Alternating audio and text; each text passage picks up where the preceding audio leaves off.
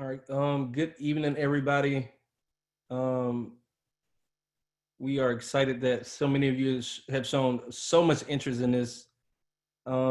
We have literally 3,300 people registered. We have about 1,000 people in the room right now. We're going to allow a few minutes for people to get in, um, so people can all be here and nobody missing any information. As you can see, we have David, who is going to be our ASL interpreter for this evening to make sure we are inclusive as possible. We are also working on streaming this to make sure as many people can watch it as possible. But nonetheless, even if we are not able to set that up at the time, we are recording this and it will be later uploaded to Facebook and our website and all our social media platforms. And while we are still waiting for people to get in, I just want to introduce myself.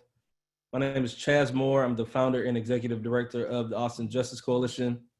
And we thought it was imperative to have this particular conversation tonight, because with everything going on around the country, around the world, we realize here at AJC that it's far bigger than policing. It's bigger than defunding policing. It's bigger than all the conversations we're having around policing, police violence, police brutality. It's really about getting to the root cause of a lot of these issues and problems in our society, which we believe is, of course, racism and anti-Blackness. And we believe at Austin Justice Coalition that that is something that only white America can really fix. We can't fix that through policy. We can't fix that through legislation. We can't fix it through marching and parading. This is a moment where we're asking our white brothers and sisters to do some deep soul searching and to really not only condemn racism when you see it or when you hear it, but to really be engaged in anti-racist work. And normally we have a lot of people of color, specifically Black people, talk to white Americans and talk to people in power positions about this. And for many of you right now, you don't understand the emotional toll that comes with that. So that's why this evening we are teaming up with the amazing people at USA, Undoing White Supremacy Austin, so they can talk to you. So you can talk to people that look like you, people that are doing their own internal work to deal with their white privilege and their proximity to white supremacy, because we think it's important that people that are doing the work talk to people that are also willing to do the work. So, I hope that this is a learning moment, but I also hope it's a challenging moment. And I hope at times you feel some discomfort, because discomfort means that you're growing or you're willing to grow. And I just challenge you all to really lean in tonight and to listen to what these ladies have to say, and know that this is not the solution. You will not be saved tonight. You will not be a better white person in an instant. You have to be committed to doing the work. And that's something that, again, we say at AJC all the time: just do the work, be willing to do the work, and do the work the right way. So again, I hope this is an informative program or webinar, whatever you would like to call it. And I invite you all to lean in and really embrace a new beginning as we seemingly begin to walk into a new time in this country where we can really envision a world without police, where we can envision a world where everybody's truly equal and where we have equity. And we think that this and these type of conversations is a way to get there a lot faster. So again, thank you all for, just signing up and being here. And we hope that you all will continue to do the work. And with that, I'll turn it over to USA.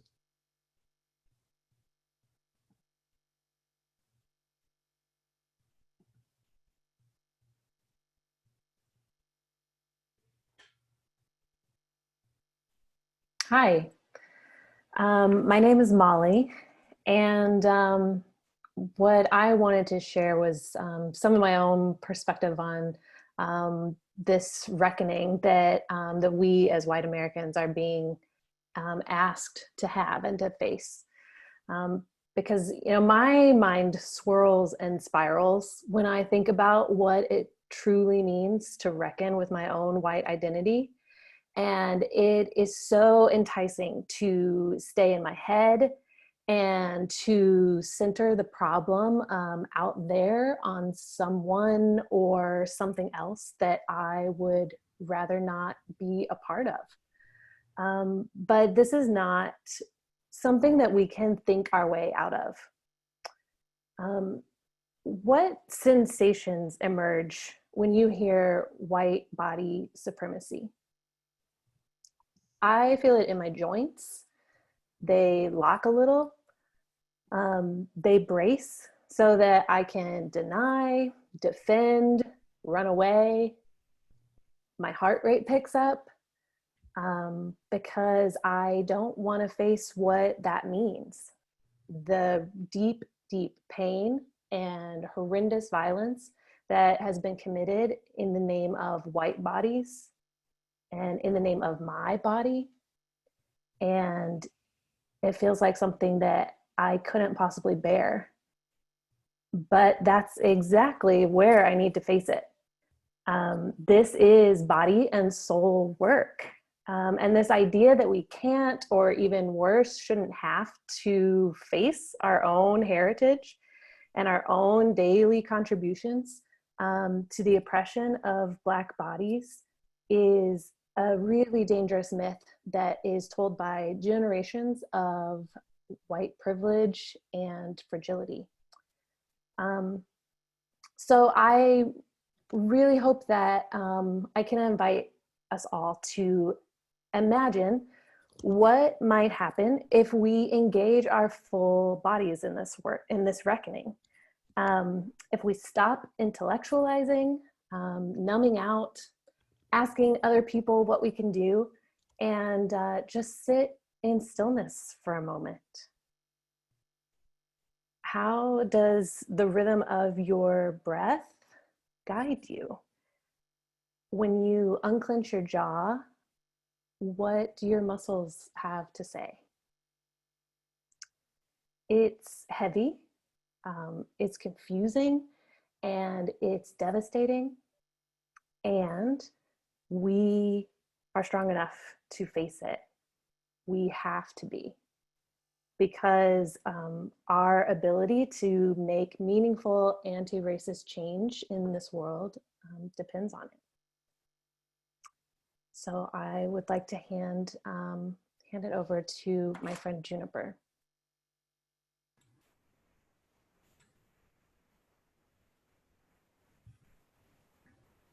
Thanks, Molly and Chaz. It's an honor to be here tonight and to be invited to talk about the work of Undoing White Supremacy Austin. We are a group of white identified folks.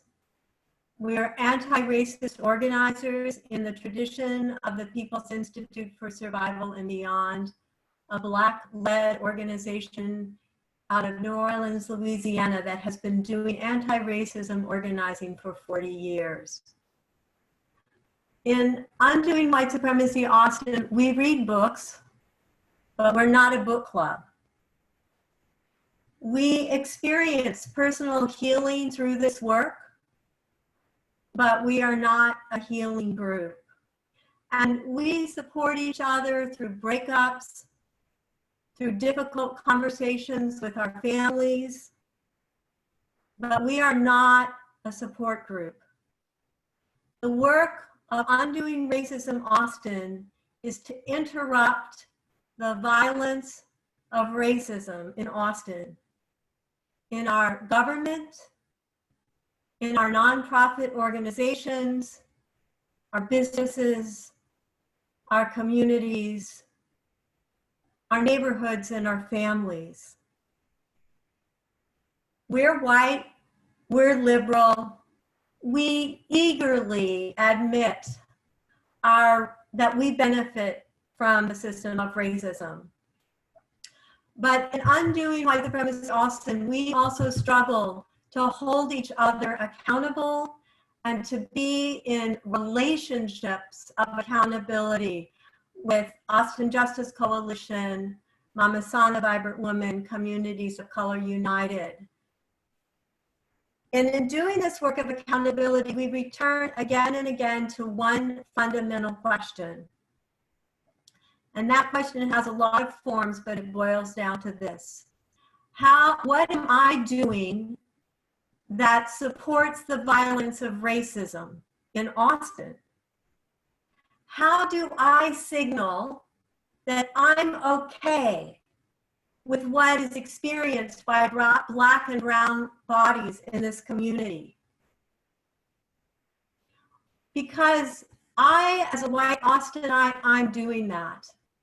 Sure, I'm signing up to speak at city council meetings on the police contract or on, you know, the resolutions tomorrow or the hearing last week.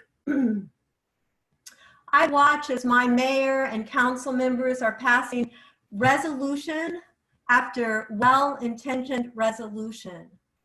And what's hidden underneath that is that the violence against Black bodies, the racial profiling in 2018 was worse than it was in 2017.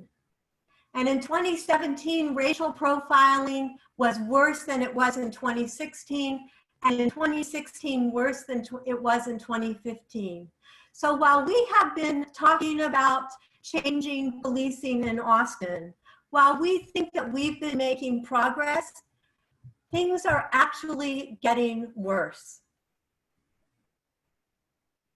We have 5 white liberal women on Austin City Council. They are my community, my demographic. I voted for them. I marched with them 20 years ago. I worked on some of their campaigns. Ann Kitchen, Leslie Poole, Paige Ellis, Kathy Tovo, and Ellison Alter. And tomorrow, these 5 white council women are going to do exactly the same thing I do. We are going to make speeches. We are going to express outrage. We are going to do everything that we know to do to distance ourselves and convince everybody that we are not racist. But racism in Austin exists because I refuse.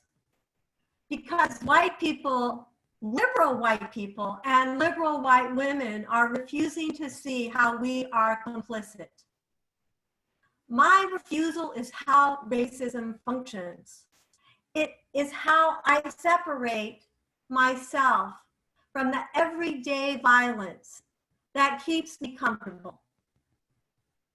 The death of Michael Ramos, the gentrification of Black and brown neighborhoods in East Austin, the Black and brown bodies in the grocery store putting food in a bag in a COVID risk environment so that it can be dropped off at my curb.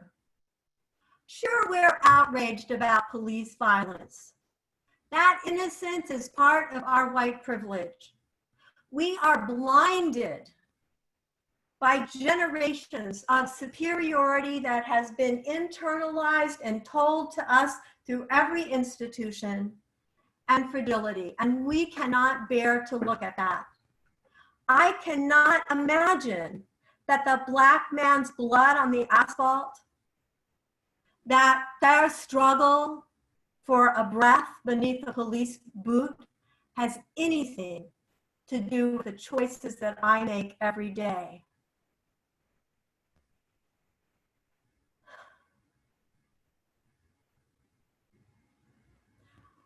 But if my home, my job, my child's school, my breath, my blood, and my body are treated by the institutions as if they are worth more,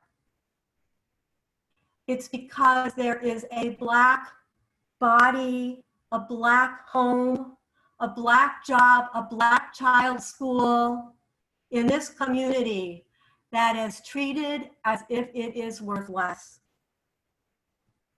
And still, those of us who are white, we continue to be shocked at another Black body death at the hands of police.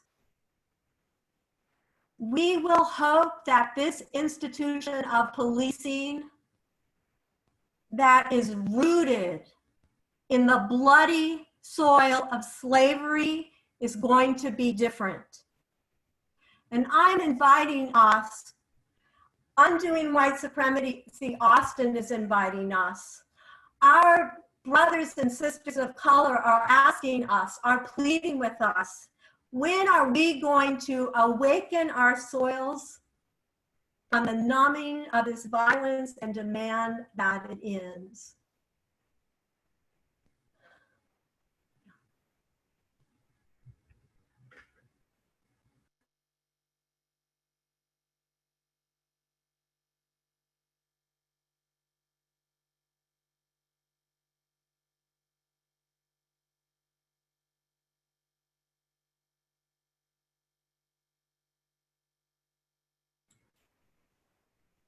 Jana, you're on mute.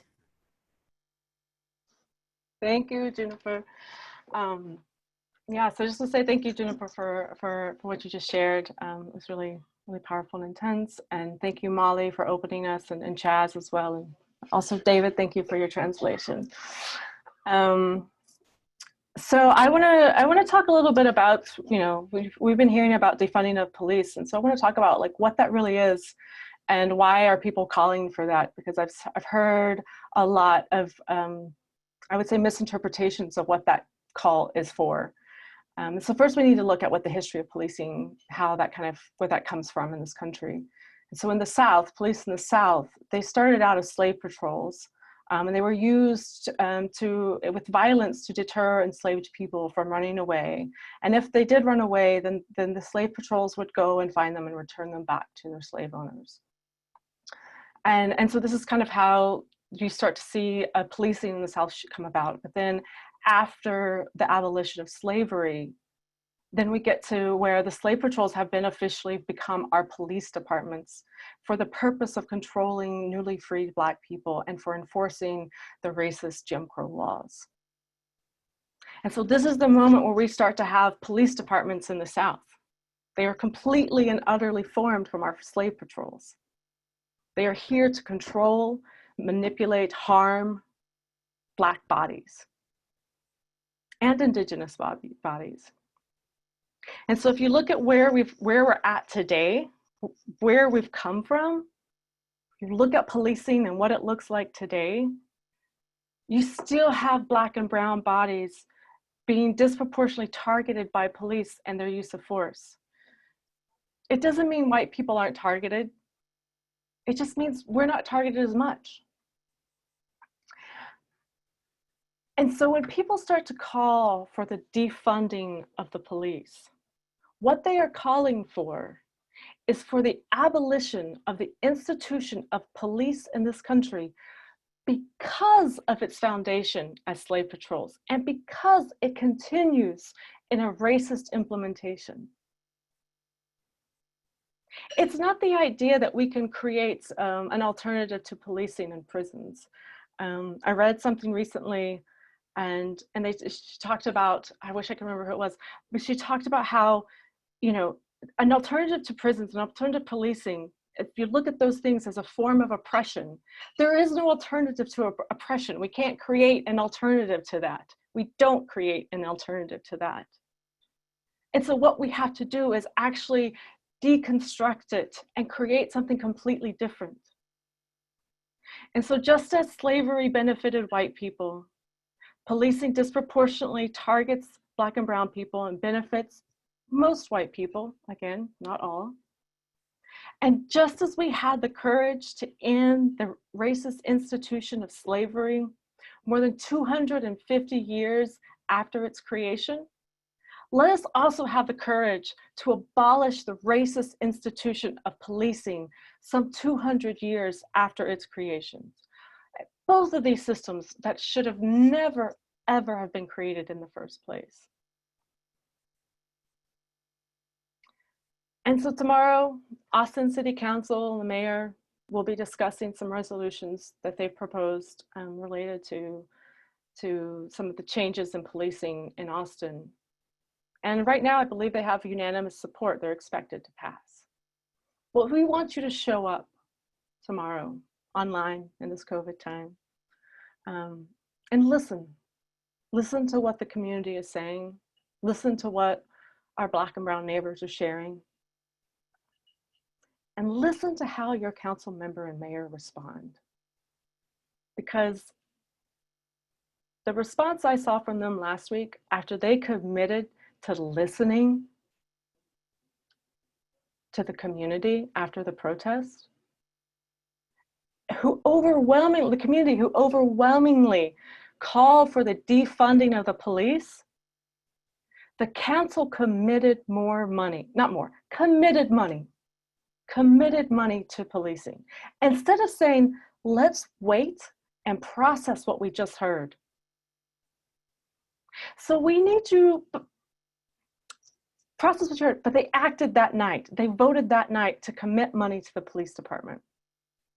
So tomorrow, as you listen to the testimony at the city council hearing, listen to pay attention to how your council members are responding. Listen to pay attention to how the mayor's responding.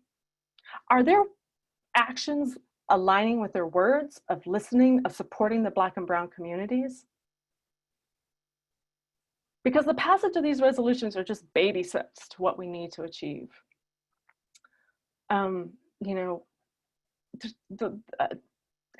Tomorrow is just one day, and what will be many years of work to develop and implement community-based solutions to social services and public safety that center, not destroy, the humanity of all those engaged. We need you to see if your city council member and your mayor are making uncomfortable, difficult decisions that white people are going to be uncomfortable with. Because we don't know what it's like. We fear what it's like to not have police because they protect us. But we don't sit with the trying to, in 1 ounce, understand and empathize with what our Black community goes through from police. So we need you to see if your council member, your mayor, is willing to make difficult decisions, unpopular decisions possibly, that some white people are going to push back against. We must engage white people our discomfort and know that a system that is healthy for the Black community is also healthy for us. We have to plan to stay in this struggle for the whole of our lifetime and never give up. If you get burnt out, step back for a minute, but don't step out.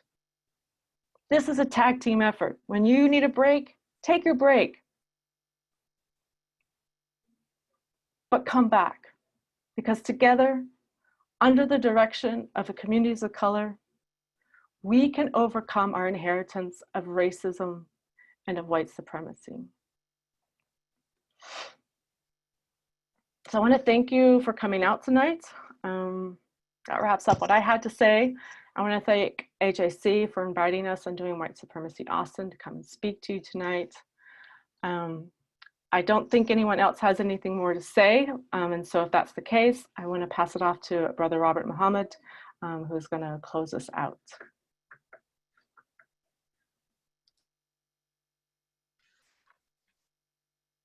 Greetings, everyone. Can you hear me?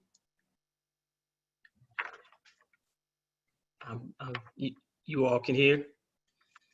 Yes. I would like to greet everyone with our nation's greeting words of peace. Assalamu alaikum. It means peace be unto you. I first wanted to thank our brother Chaz Moore for continuing to strategize and organize the people here in Austin, Texas, Central Texas in general, but Austin, Texas in specific.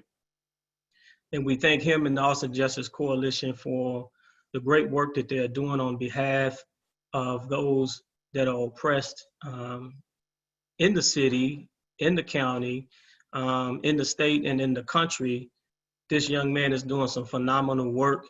And even though he has a lot of critics, you know, I support this young man and everything that he is doing. I support all of you for logging in this evening. And most of the time when Chaz Moore invites me to participate in something, he generally gets into a little trouble. So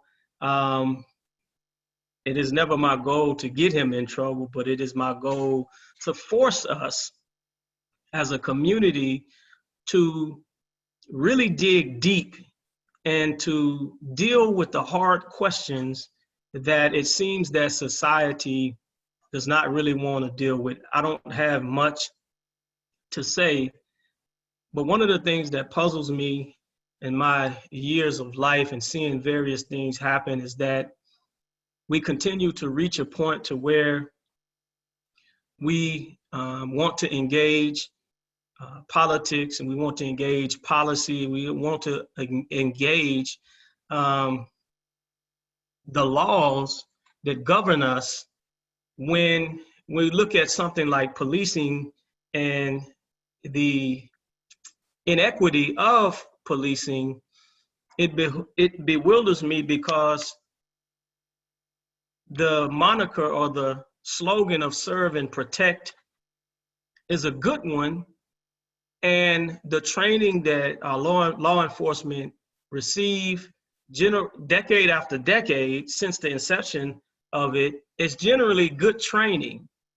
Whenever we look at the way Caucasians or our white counterparts are treated, and we compare it to the way people of color are treated, it's obvious that when we look at the way that white people are treated, that some restraint and some consideration can and is taken when enforcing the law. So the law itself is not necessarily the problem. It is the unfair application of such law based on the view and the mentality of those that are in governance and those that are trained to enforce the law is where the problem really lies. So we appreciate everyone for engaging in a systemic battle of introducing new policy and removing policy, and the talk of defunding the police department. These are great things.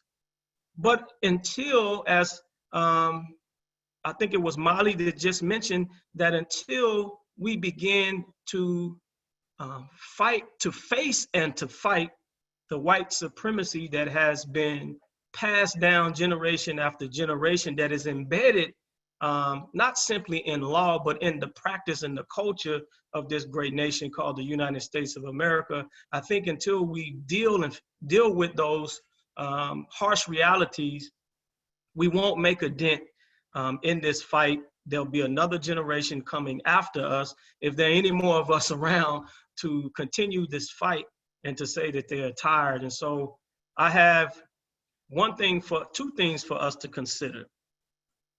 In the 30s, the Honorable Elijah Muhammad introduced a program called the Muslim Program to the public. And in a 10-point program of what the Muslims want, he said, we want freedom. We want a full and complete freedom. Every human wants that. Number two, he said, we want justice, equal justice under the law. We want justice applied equally to all, regardless of creed or class or color. That seems to be reasonable.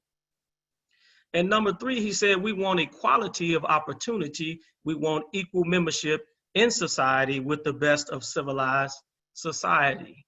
These seem like reasonable things. But here we are in 2020 still having a discussion about injustice and inequality. So he goes on in point number 4, because if we can't secure freedom, if we can't secure justice, and we can't secure equal opportunity, he said, we want our people in America whose parents or grandparents were descendants from slaves to be allowed to establish a separate state or territory of their own. Now, I know this may sound harsh.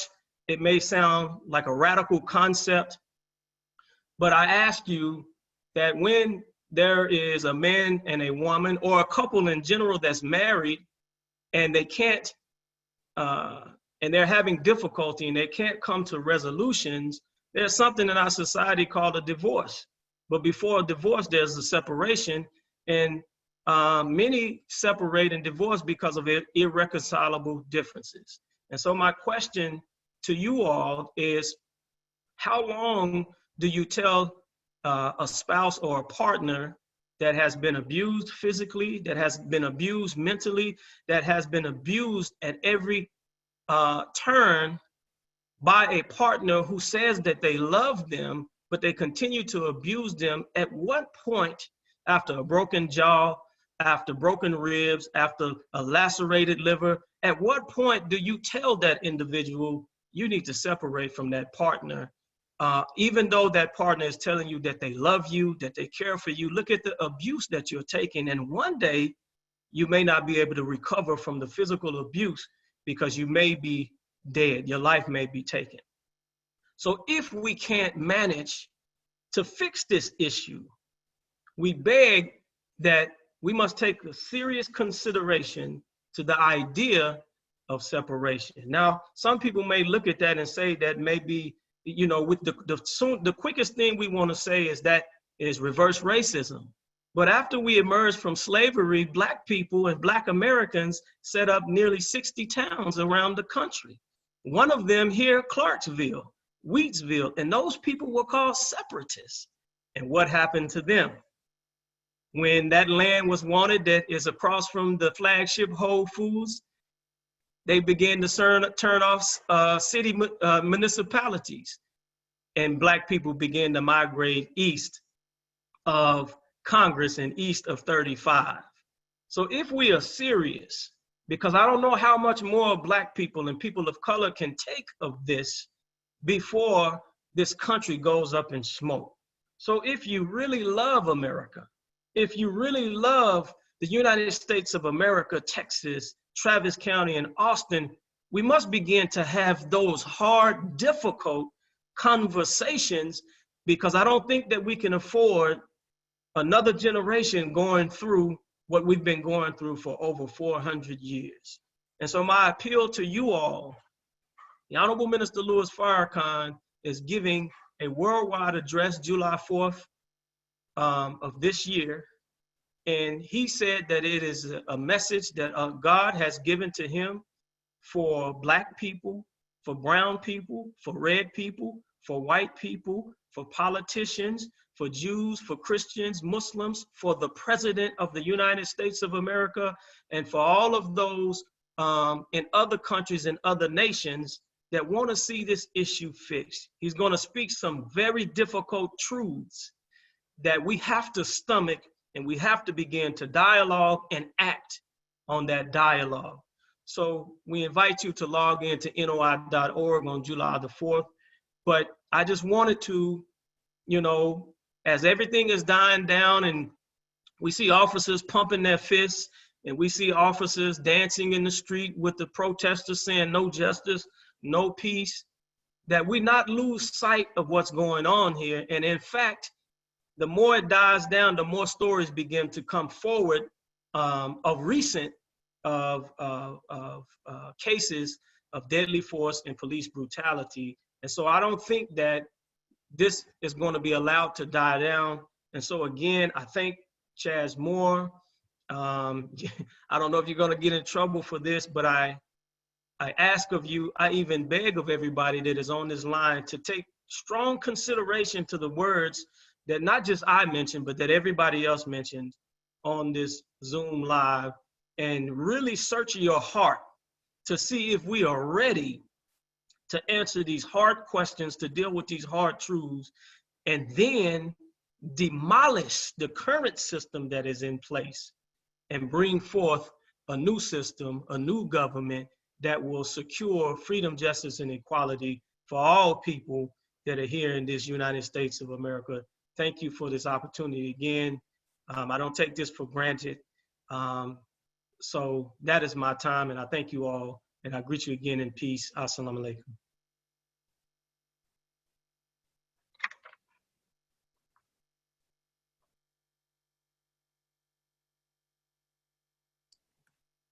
Jazz, you're muted.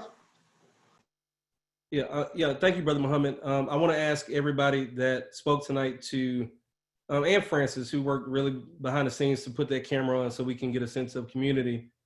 And I'll just wrap it up and be brief. I think it's important that we realize, like everybody has said in one way or another, that if we want to coexist in this country, we all have work to do. And, I agree with Brother Muhammad that if Black lives do matter and your Black co-worker and your Black neighbor do matter, and you want them to stay in your community, white America has to do the work to really convince us that those sentiments are true. And I think Brother Muhammad wrapped it up quite beautifully. I think white America has to understand that this system is not for you either. You only benefit the most compared to Black people and other people of color. And until we can get to a place where we are truly equal and we all have access to resources and education and really just life. Because one thing that the 3 or 4 Black faces that you see on the screen do not have is the privilege to just live. And a prime example is COVID-19. While many of us thought that would be the only thing we had to worry about in 2020, that's proven to be the furthest thing from the truth. Not only do you have to worry about COVID in a more profound way than our white counterparts because of systemic racism, because of the lack of public health resources, and due to food deserts that lead to pre-existing conditions and things of this nature. It's an extra strain when we think about COVID. But even outside of COVID-19, we also have to worry, can I walk outside of my house today and make it safely from destination A to B, just for being Black? And it's not just Black men, it's Black women, it's Black trans men and women. It's the very essence of Black skin on your body. And like Juniper said, there is no policy, there's no legislation. While those things are important, because we do have to slow down the monstrosity of the beast, we have to, at some point, put the shovels down as we try to fix this thing and do the inner work and dig deep in ourselves to come up with a better way, because this is not it. It's just not it. So until we can get to a place where the standard is not white, and when I mean the standard is not white speech, where you have to talk like a white person, or you have to dress like a white person, or you have to go to this, grocery store on the white side of town because they got the good food, right? We have to really start breaking down all these things that we think are just little nuances. Like even safety. Safety in America is such a white concept.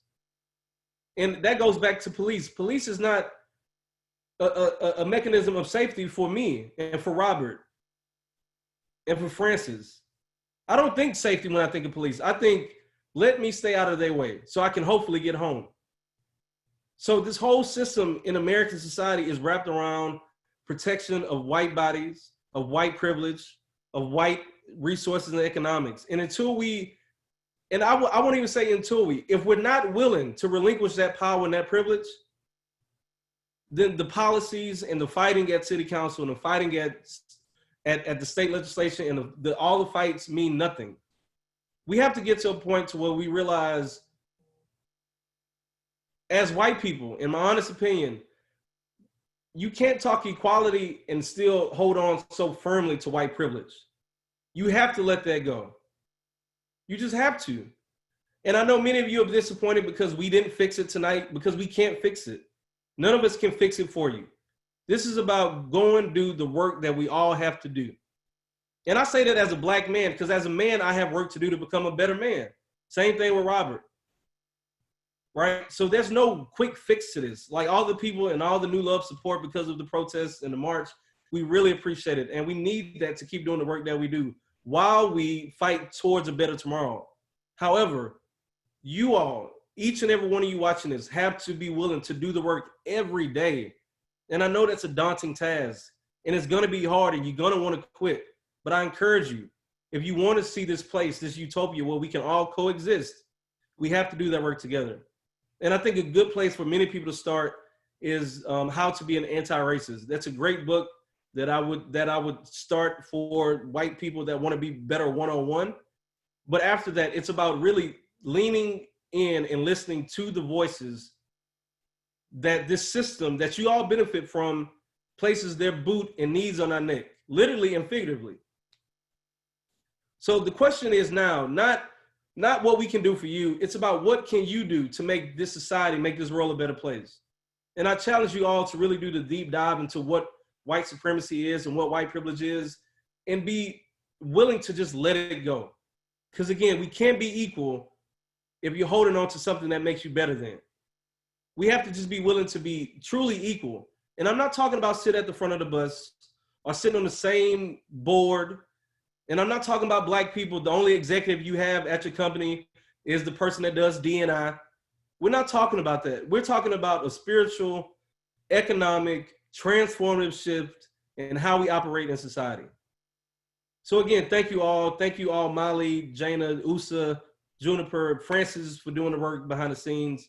Tia, ASL, and Brother Robert Muhammad, you already know, I appreciate you. You are my mentor. I love everybody. I love everybody through these hard conversations, through these hard times we're having. But like we said, AJC, just do the work. That's the only way we can get to tomorrow. We have to be willing to do the work. And that work is different for many people. And for white people, your work is letting go of white privilege, white power, and white supremacy, and helping us get to a place where we can all coexist. So with that, I challenge you to go do the work. And AJC is here if you need us. USA is here if you need us. Brother Robert Muhammad is here if you need him. Good night.